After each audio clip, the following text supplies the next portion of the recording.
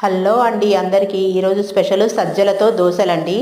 చాలా tasty and healthy food అండి ఇది. దీనికి ఏం లేదు, ఒక గ్లాస్ మినపప్పుకి 1.5 గ్లాస్ సజ్జలు, ఒక గ్లాస్ రైసు, కొన్ని మెంతులు, కొంచెం సగ్గుబియ్యం వేసేసి నానబెట్టాలండి. ఒక 6 to 7 అవర్స్ నానాలి.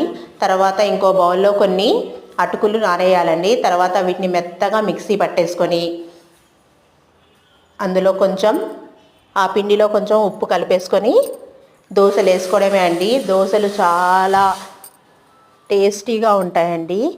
తర్వాత మంచి కలర్ కూడా ఉంటుంది. ఎంత పలచగా కావాలంటే అంత పలచగా కూడా వస్తాయి ఈ దోశలు. మరి ఈ దోశలు ఇంత కలర్ఫుల్గా రావడానికి రీజన్ ఏంటో నాకు అర్థం కావట్లేదు. అందులో వేసిన సగ్గుబియ్యమా లేకపోతే అటుకుల, దీనివల్ల ఆ కలర్ అలా వస్తుందో నాకు అర్థం కావట్లేదు. కానీ కలర్ మాత్రం సూపర్గా వస్తాయండి దోశల కలర్. టేస్ట్ కూడా అదిరిపోతుంది. దీనికైతే నేను పల్లీ చట్నీ చేశాను. ఈ రెసిపీని నచ్చితే లైక్, షేర్, సబ్స్క్రైబ్.